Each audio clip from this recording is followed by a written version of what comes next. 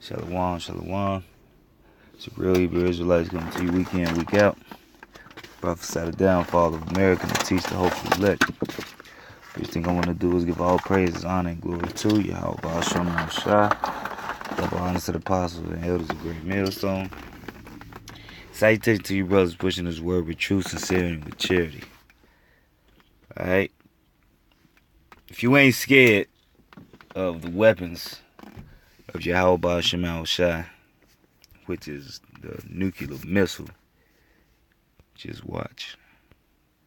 August 9th, 1945. The Nagasaki nuclear explosion. August 6th, 1945. The Hiroshima nuclear explosion. Since these World War II attacks, nuclear weapons have become even more powerful. The Hiroshima bomb produced an explosion of 15 kilotons. 1 kiloton equals the explosive power of 1,000 tons of TNT. If it was detonated in New York City's Times Square, this is what it would look like. The radius of the affected area would be almost a mile long. This yellow circle indicates the radius of the explosion's fireball. Within the red circle, fatalities are near 100%, and all concrete structures are damaged or demolished. Within the gray circle, most residential structures are destroyed, and there are massive injuries and fatalities.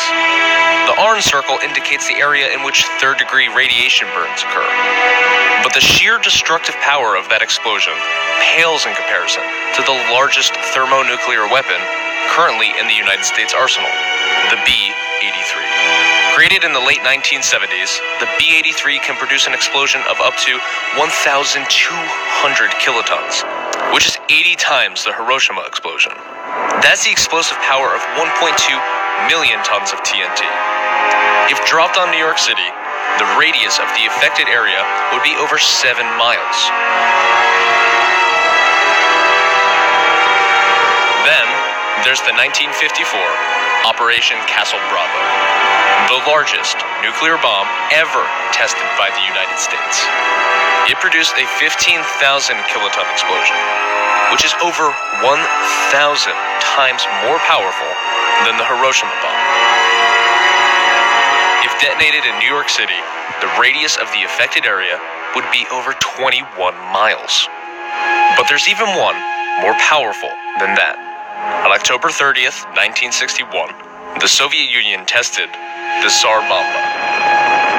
It is the most powerful weapon ever detonated. It produced a 50,000 kiloton explosion. That's 3,300 times more powerful than the Hiroshima bomb. The mushroom cloud was so tall that it dwarfed anything on Earth.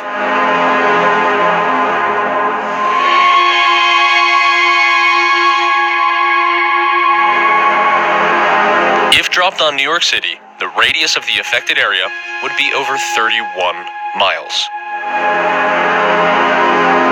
The Tsar Bomba was created over 5 decades ago.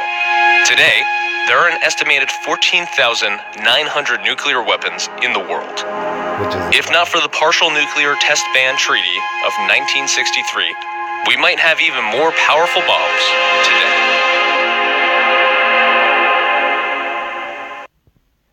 Alright, I got a quick scripture. This is Jeremiah 50, and I'm going to start at 24. I have later, I'm going to start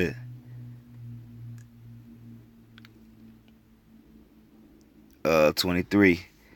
How is the hammer of the whole earth cut asunder and broken? How is Babylon become a desolation among the nations? I have laid a snare for thee, and thou art also taken, O Babylon, and thou was not aware. Thou art found and also caught, because thou hast striven against Yahweh. And that striven is to cause strife, contend, meddle, strive, be stirred up. And what is Esau doing, man? You know, he's trying to build weapons to actually try to fight Yahawashi when he comes back.